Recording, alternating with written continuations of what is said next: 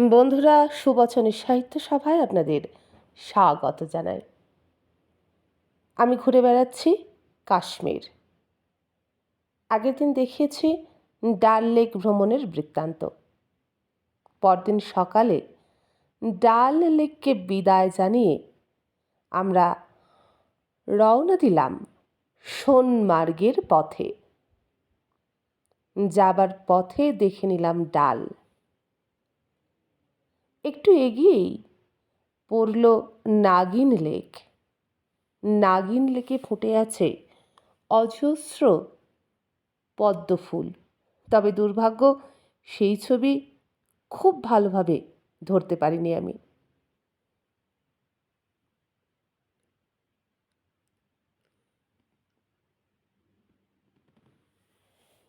এই হলো নাগিন লেক, আর দেখা যাচ্ছে দূরে অজস্র ফোঁটা পদ্ম ফুল।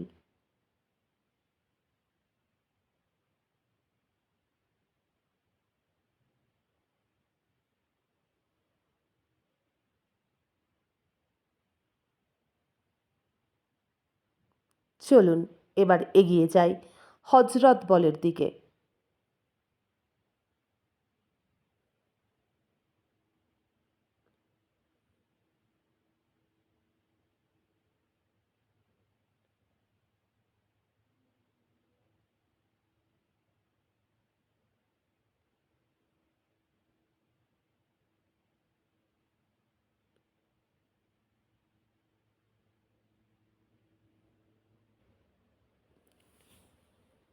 এটি একটি মসজিদ। এখানে অজস্র পায়রা রয়েছে। বলা হয় এখানে হজরত মুহাম্মদের একটি কেশ সংরক্ষিত করে রাখা আছে, কিন্তু মহিলাদের প্রবেশ এখানে নিষেধ। শুধুই প্রবেশদ্বারটি দেখতে পাওয়া যায় আর প্রাঙ্গণে প্রবেশ করা যায়।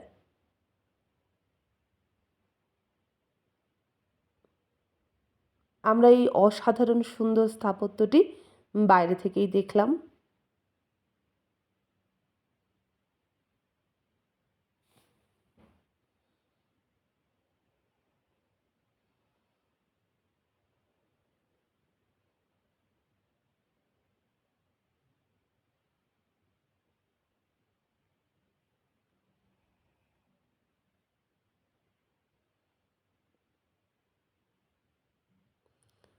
এটি পাশের বাগানটি।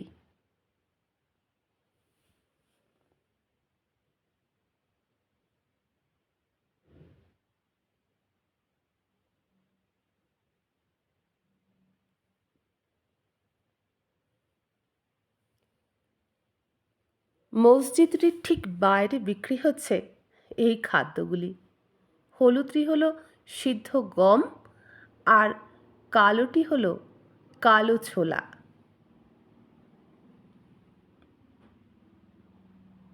এছাড়াও মন্দিরের বাইরে আরেকটি আশ্চর্য পরোটা আমি দেখেছি, কিছু ভাজিও দেখেছি। দেখাই আপনাদের।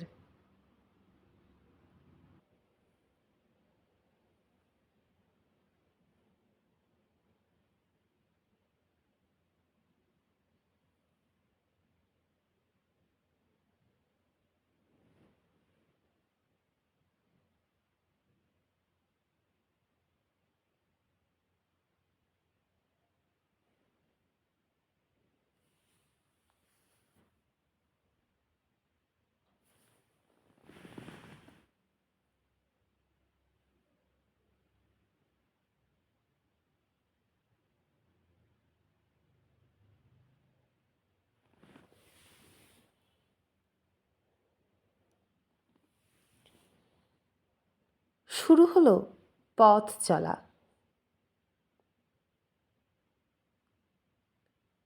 কাশ্মীর উপত্যকা পেরিয়ে চলেছি আমরা।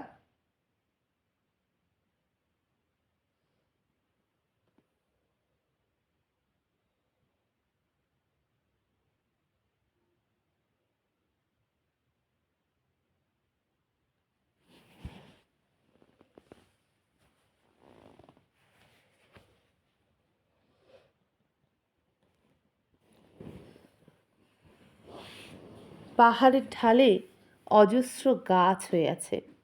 সেই সব দেখতে দেখতেই চলেছি।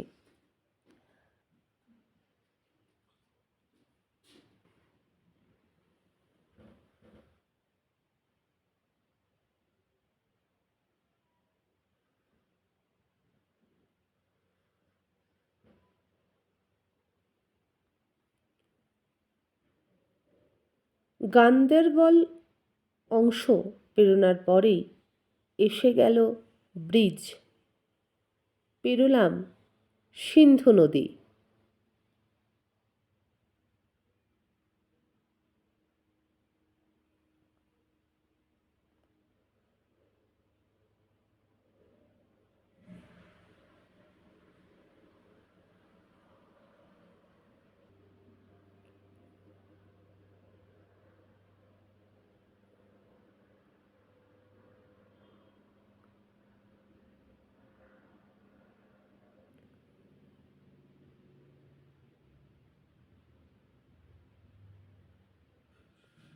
সিন্ধু পেরিয়ে প্রবেশ করলাম সিন্ধ উপত্যকায়।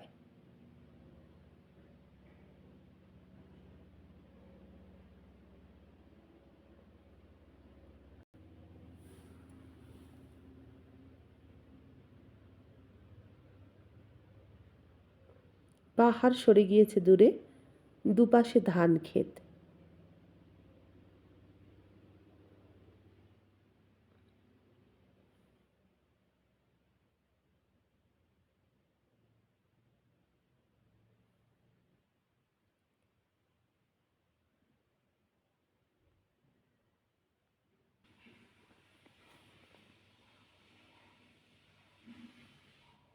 সিন্ধ উপত্যকা ধরে চলেছি সোনমার্গের উদ্দেশ্যে।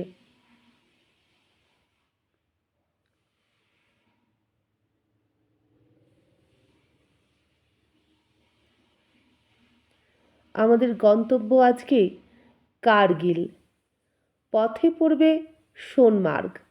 আজ আমরা 215 কিলোমিটার যাত্রা করব।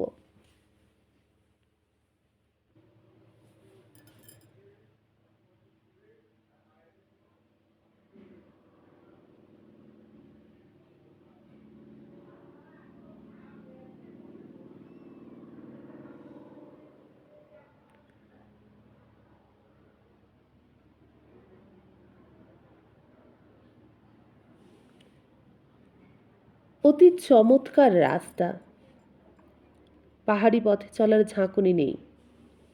অত্যন্ত এনজয় করেছি এই রাইডটি। পথে পড়ছে একটি স্থানীয় বাজার। চলন্ত গাড়ি থেকে তুলে ধরার চেষ্টা করছি কেমন হয় কাশ্মীরের স্থানীয় বাজার।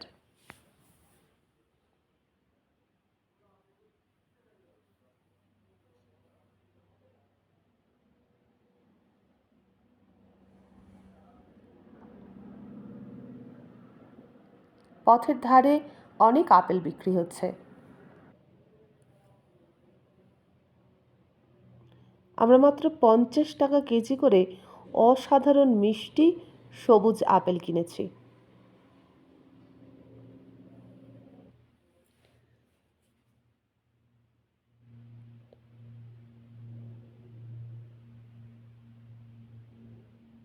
কাশ্মীরি মহিলা বাজার করে নিয়ে বাড়ি ফিরছেন।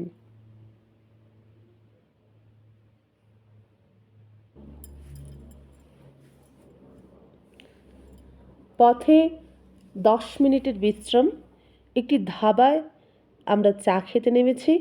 সেইখান থেকে ভিউ পয়েন্ট থেকে তুলছি সিন্ধু উপত্যকার অসামান্য সব ছবি।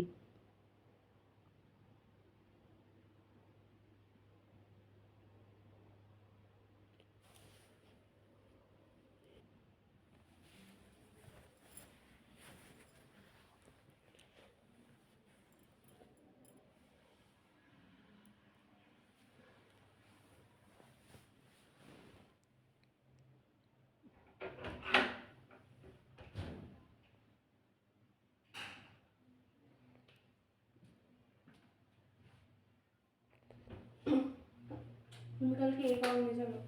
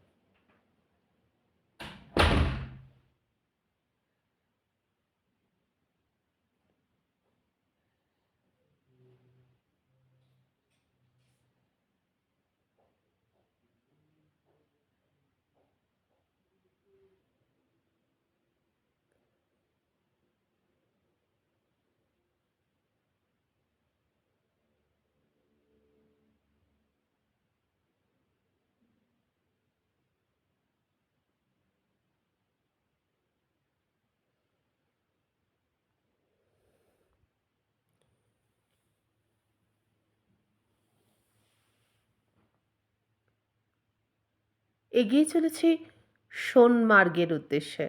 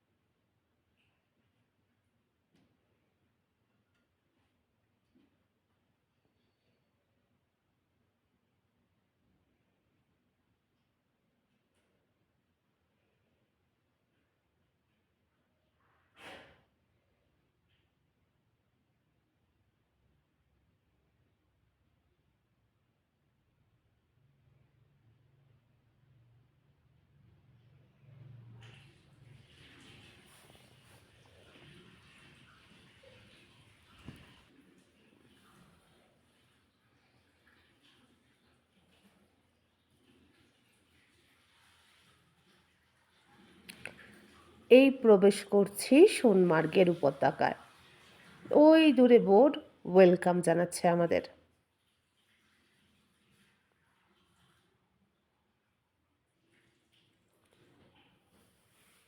সোনমার্গ উপত্যকার দৃশ্য আপনারা দেখছেন। কিছু দোকানপাট, হোটেল আর থাকার জায়গা নিয়ে জায়গাটি গড়ে উঠেছে।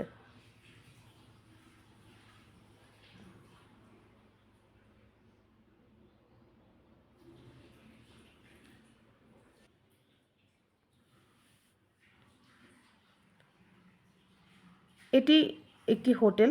হোটেলটির নাম যাত্রী নিবাস। শীতকালে এই উপত্যকা বরফে ঢেকে যায়। এমনকি আজ থেকে 10 বছর আগে যখন মার্চ মাসে এসেছিলাম, বরফে ঢাকা উপত্যকা দেখেছিলাম। কিন্তু এবারে কাশ্মীরের গরম অতুলনীয়।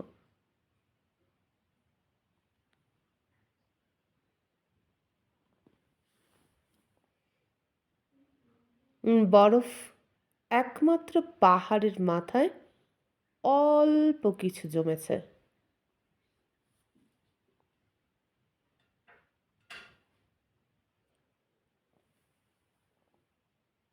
উপত্যকায় কিছুক্ষণের বিরতি, খাওয়া দাওয়া, প্রাকৃতিক সৌন্দর্য অবলোকন, তারপরে আবার যাত্রা শুরু। যাচ্ছি জজিলা পাসের উদ্দেশ্যে। পথে পড়বে বালতাল। যারা অমরনাথ যান, সেই অমরনাথ যাত্রীদের ক্যাম্প পড়ে বালতালে।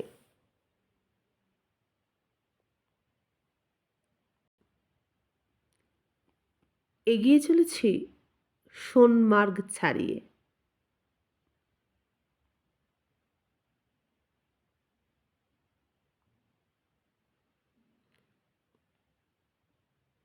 উপত্যকা ছাড়িয়ে এবার উঠে পড়ছি পাহাড়ে। জজিলা পাস, যার কথা ভূগোল বইয়ে অনেক পড়েছি, সেই পাশের উদ্দেশ্যে এগোচ্ছি আমরা।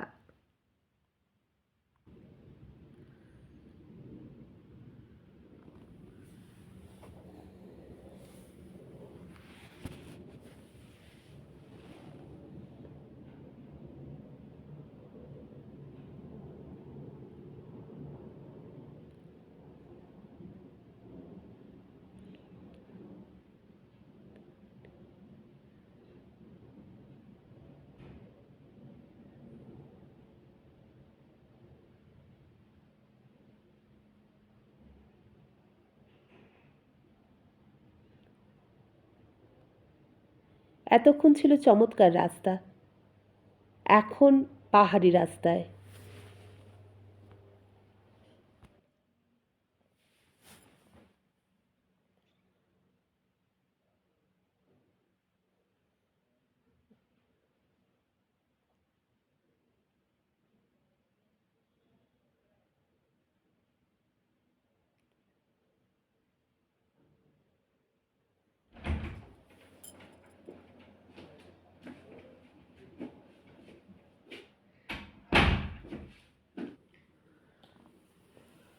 ওই নিচে দেখা যাচ্ছে উপত্যকায় বালতাল। অমরনাথ যাত্রীদের ক্যাম্প হয়েছে সেখানে।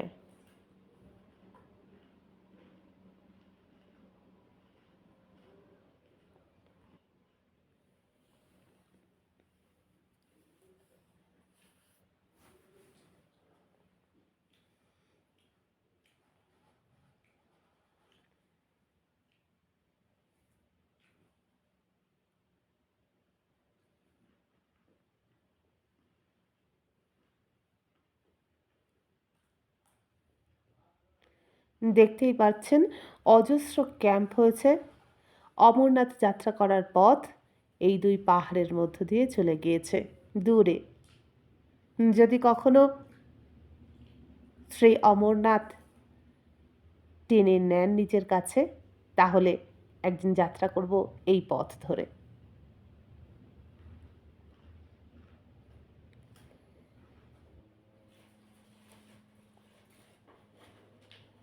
এইবার পড়েছে পাথর দিয়ে বাঁধাই করা রাস্তা। পাথরগুলো ইটের মতো করে কেটে বাঁধাই করে রাস্তা তৈরি হয়েছে।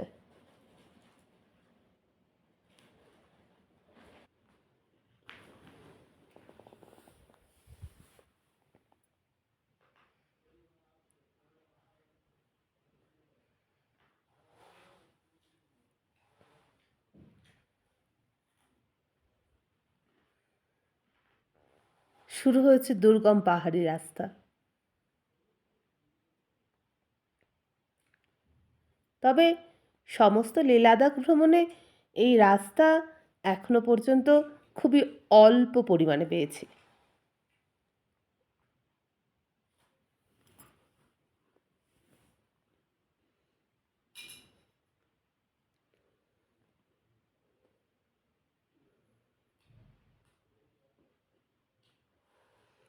সংকীর্ণ রাস্তা, গাড়ি দাঁড়িয়ে উল্টো দিক থেকে আসা গাড়িকে জায়গা করে দিল। সম্মুখে একটি অন্ধ বাঁক,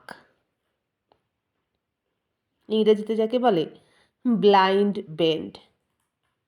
রোমাঞ্চকর বটে।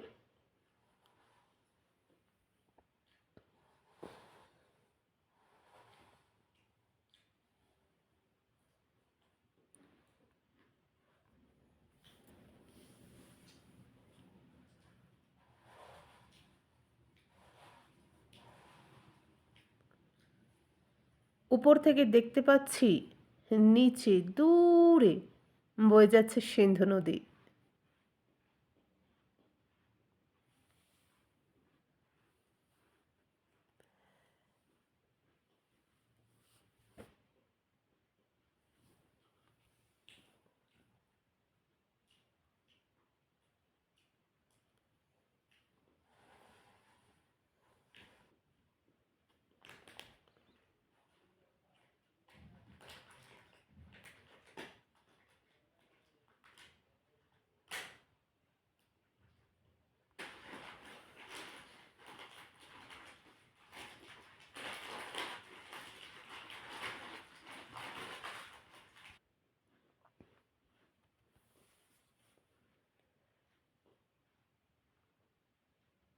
এই যে ছাউনিগুলো দেখতে পাচ্ছেন, এখানে থেকে অতন্দ্র প্রহরায় আমাদের দেশ পাহারা দিচ্ছে ভারতীয় সেনা। এখন এই পাহাড়ে এতটুকু বরফ নেই, কিন্তু শীতকালে পুরো পাহাড় বরফে জমে যায়। তখন ওইটুকু মাত্র ত্রিপলের ছাউনিতে তারা থাকতে বাধ্য হন। সমস্ত কাশ্মীরে লেখা আছে নেশন ফার্স্ট। সত্যি সেলাম জানাই সেই বীরেদের, যাদের জন্য আমি আপনি নিরাপদে রয়েছি।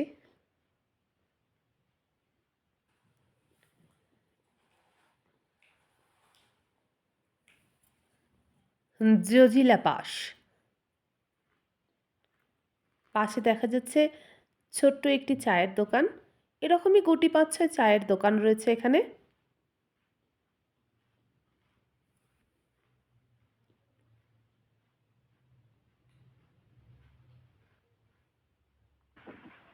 পাস এর শব্দের অর্থ ভূগোলে হলো দুটি পাহাড়ের মধ্যবর্তী যাবার রাস্তা। আপনারা দেখতেই পাচ্ছেন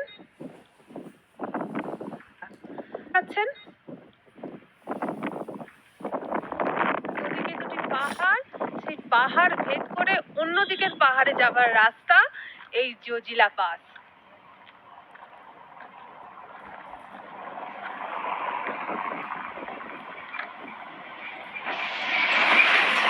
এখানে বেশ বৃষ্টি আরম্ভ হয়েছে, পাহাড়ের মাথায় ঘন কালো মেঘ জমেছে। আরো একটা জিনিস দেখাই, দেখুন ইলেকট্রিসিটি লাইনের জন্য পোস্ট গিয়েছে। এত উঁচুতেও ইলেকট্রিসিটি লাইন, সত্যি। পাহাড়ের মাথায় বরফ দেখা যাচ্ছে, ভীষণ মেঘ করেছে। এইখানে পাহাড়ের মাথায় বরফ দেখা যাচ্ছে, ভীষণ মেঘ করেছে। এইখানে পর্যটকেরা আসেন, কিছু পর্যটক নেমেছেন, অল্প স্বল্প বরফ।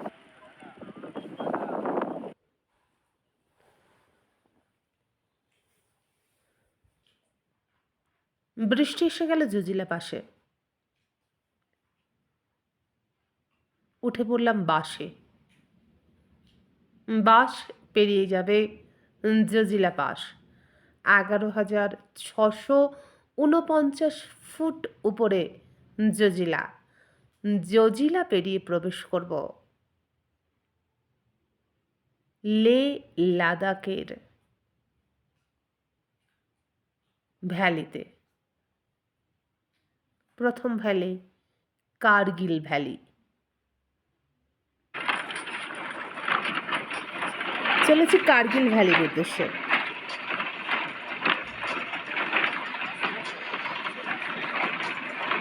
জজিলায় যারা এসেছিলেন সেই পর্যটকদের দু একজনকে দেখতে পাওয়া যাচ্ছে, ভিজে গিয়েছেন তারা।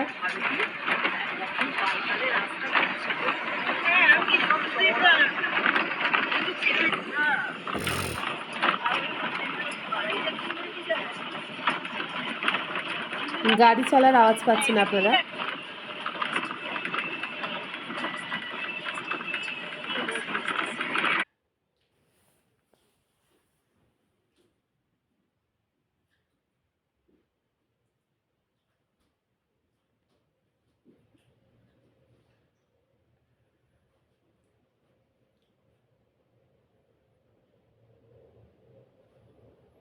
রাস্তা তৈরির কাজে এখানে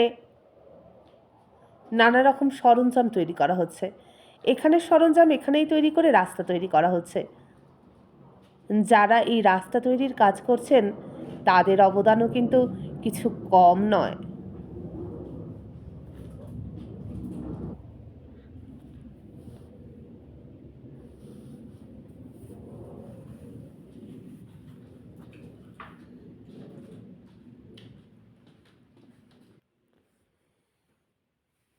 পথে যেতে যেতে দেখছি ছোট ছোট তাঁবু ওই পাহাড়ের কোলে সামনে। এর মধ্যে বেশ কিছু তাঁবু যারা এখানে পশু চারণা করে সেই পশুপালকদের। আর দু একটি তাঁবু দেখলাম ট্রেকার্সদের।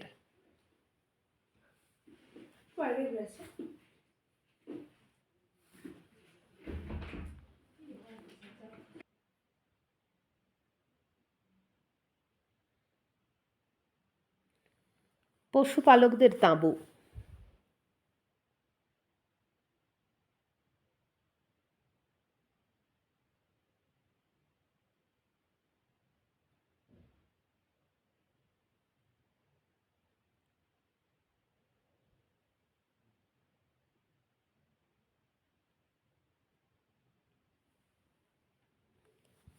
প্রবেশ করছি কার্গিল উপত্যকায়, পেরিয়ে যাচ্ছি মাতিয়ান নদীর ব্রিজ।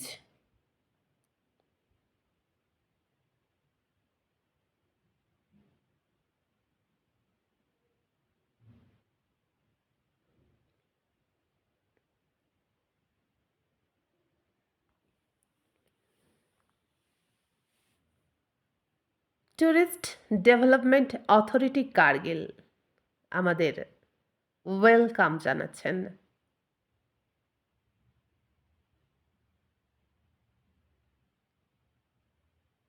এখানে একটি ছোট চেক পয়েন্ট আছে, দূরে দেখা যাচ্ছে ব্যারিয়ার রয়েছে, দু একজন পুলিশ রয়েছেন। এখানে 2 মিনিটের জন্য চেকিং হয়। কয়েকটি খাবারের দোকানও দূরে দেখা যাচ্ছে।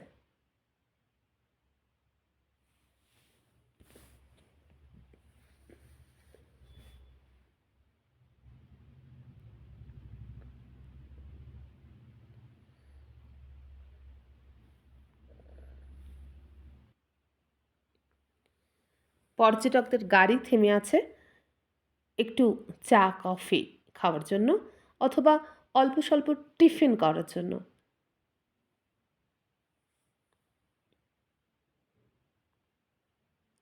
চেক পয়েন্ট ছাড়িয়ে এগিয়ে যাব আমরা।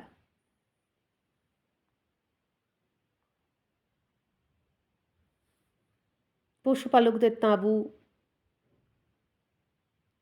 নীল আকাশ, রং বেরঙের পাহাড়, সব দু চোখ ভরে দেখতে দেখতে এগিয়ে চলেছি আমরা।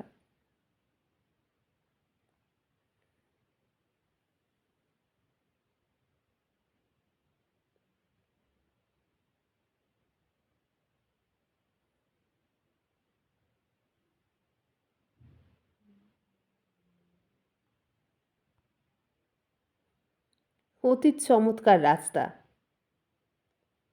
মাতিয়ান ভ্যালিতে প্রবেশ করছে।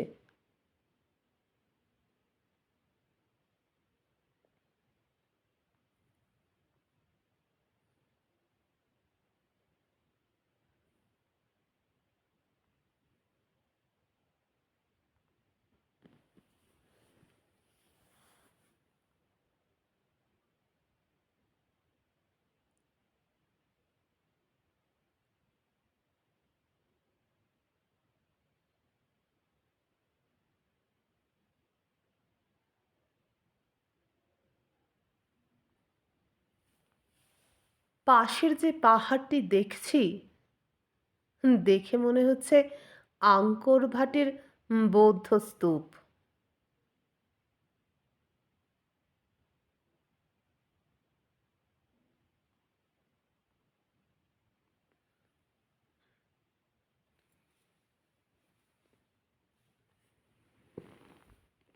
মনে হচ্ছে মহাকালের নিজের হাতে খোদাই করা কৈলাস মন্দির। তখনও বুঝিনি এই তো সবে বিস্ময়ের শুরু। প্রতি পদক্ষেপে বিস্ময় আর ভালো লাগা। সত্যি অন্য জগতে চলে যাই আমরা এরকম একটি ভ্রমণে। প্রসঙ্গত বলে রাখি বন্ধুরা, হে পূর্ণ তব চরণের কাছে একটি অপূর্ব ভ্রমণ কাহিনী নবনীতা দেবসেনের আমি পড়েছি। সেটি 4 ধাম, কেদার, বদ্রী, গঙ্গোত্রী, যমুনোত্রী যাত্রা নিয়ে। শুনে দেখতে পারেন।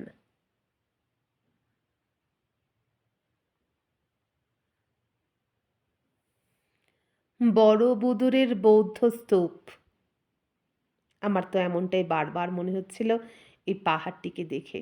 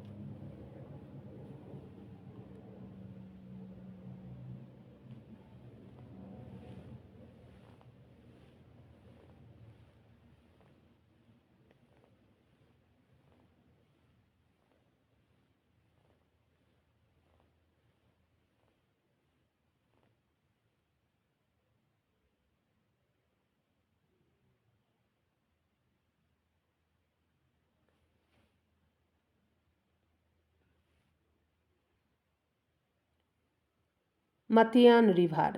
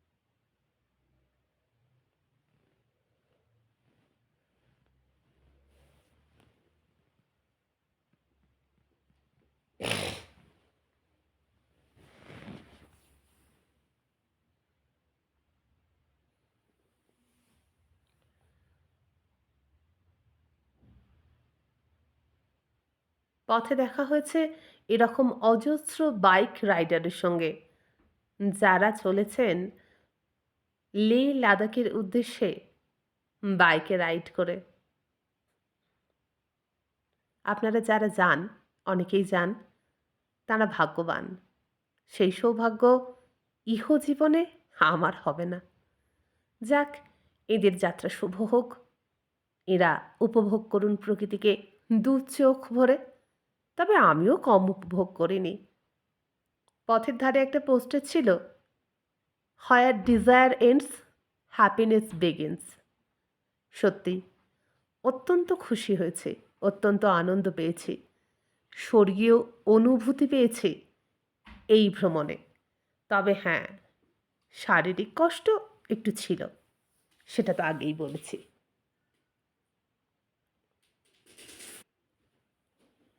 এটি একটি ছোট্ট জলের কুণ্ড, নাম দৌপ্রদী কুণ্ড।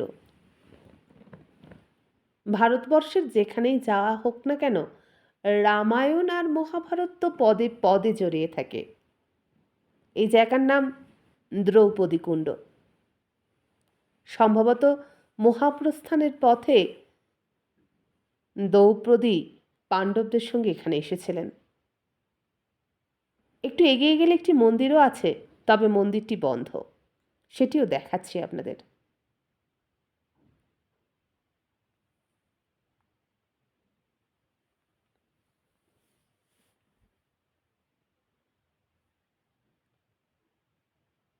ওই সেই ছোট্ট দেবী মন্দির।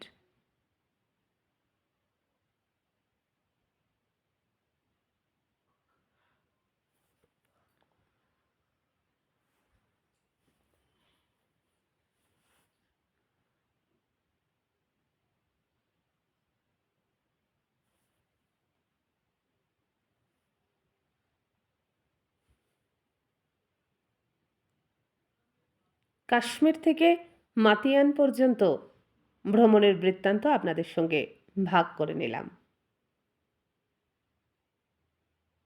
যখন ইচ্ছে হবে আমিও ইউটিউব খুলে দেখে নেব।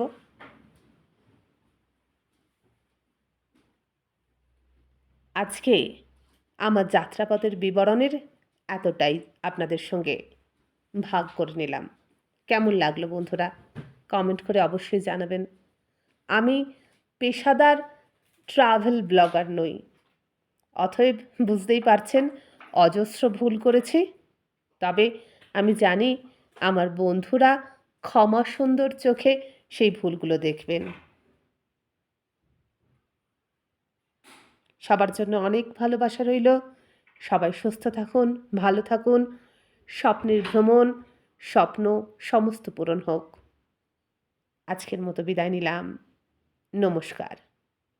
আর হ্যাঁ, যদি ভালো লাগে দয়া করে ভিডিওটাকে একটা লাইক করবেন।